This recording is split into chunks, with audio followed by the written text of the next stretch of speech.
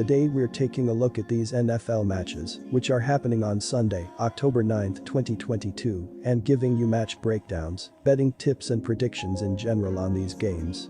Welcome back to High Stakes, let's get straight into it. Also, don't forget to subscribe and push that notification bell to get notified as soon as we release these sport prediction videos, and if you would like more betting tips and predictions, then check out our Patreon in the link down below. Our new Patreon is a way for us to help you improve your chances of making more money. Multiple plans are available for each and every one of you. By becoming a member of the High Stakes Patreon, you will have access to our best team picks, total picks, parlay picks and much more. Stop wasting hours of your time searching for bad betting predictions that ends up costing you a lot of time and money. Join the High Stakes Patreon now and get the best betting picks. Going back to our video, we will give you 2 betting picks for each game, a team pick and a total pick based on facts and detailed explanation. So make sure to watch our videos till the end so you don't miss any of our picks. Miami Dolphins vs New York Jets. The Dolphins have dominated this series over the last 5 years, going 8-2 against the Jets in that time. However, this looks like a great spot for the Jets to pick up a win. The Dolphins have endured over a week's worth of scrutiny surrounding the handling of the Tua situation, and there will be some carryover. Moreover, the injury designations of both C.B. Howard and W.R. Waddle are significant. The Jets have been highly effective throwing the ball thus far this season, and the Dolphins have already been susceptible to the pass with a healthy Howard. If Howard is hobbled or misses this game, the Jets will take full advantage. Jets rookie wide receiver Garrett Wilson has quietly turned into a dangerous weapon for the Jets, with 39 targets through 4 games, 2 touchdowns and 77 yards after the catch. The Jets have also done an excellent job incorporating both Hall and fellow RB Michael Carter as pass catchers out of the backfield, which should take some pressure off of Wilson. Miami's QB Bridgewater played well in his time at QB on Thursday, but he was not as accurate as Tua has been with just a 56% completion rate. For all the talk of Tua's inability to throw the ball down the field coming into the season, Bridgewater has been a notorious check-down quarterback throughout his career. He has only averaged 7.3 yards per pass in his career, which does not compare as favorably to Tua's 9.0 yards per pass this season. The Jets have also been far more efficient against the pass than Miami this season, 15th in the NFL, compared with Miami's 31st. With Miami's difficulties running the football, expect Saleh to come up with some exotic blitz packages to confuse Bridgewater and keep him from getting the ball down the field. Take the Jets with 3.5 points, I'm going to go with the over in this one. In this whole article, I've talked about how much I like both of these offenses and their explosive playmakers. I think we're going to see some big plays in this one. I really cannot see how the Jets will be able to cover both Tyreek Hill and Jalen Waddle, and that is coming from a huge Sauce Gardner fan. I just think they will flat out be too much for them to handle, and we've seen receivers put up some big numbers before. Wilson is gaining chemistry every week with all of his weapons, and Breece Hall looks steps away from a massive breakout game.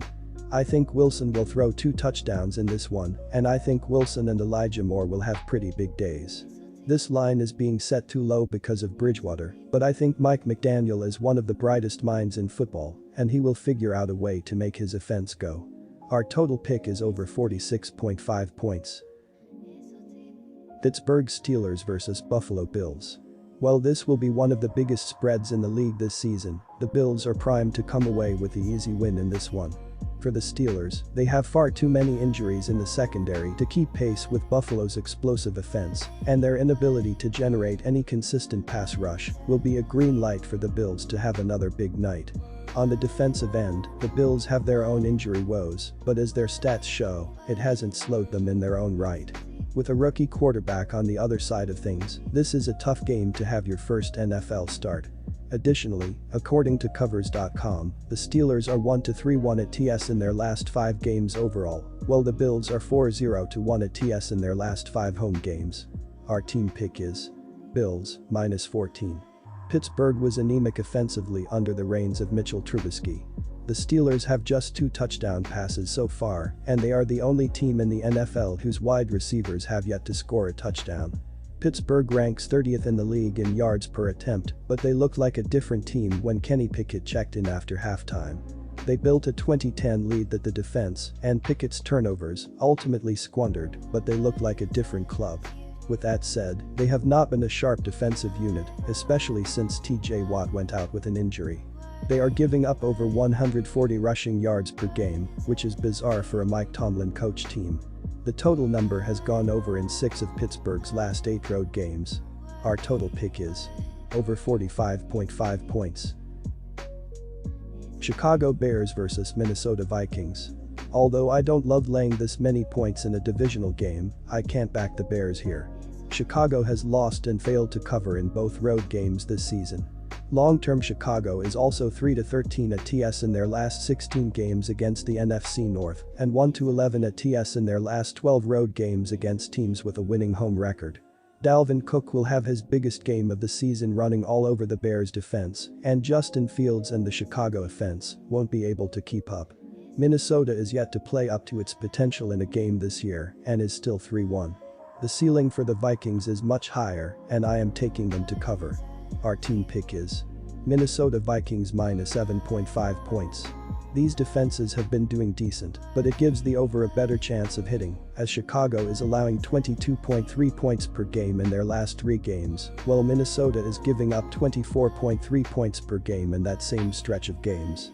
Both franchises have been doing well at kicking and making sure there are points being added when they are on the field, as the Bears have 2 kickers combined to go 8 for 8 on field goal attempts, while the Vikings have Greg Joseph going 8 of 10 on field goal attempts, 7 of 7 on kicks under 50 yards.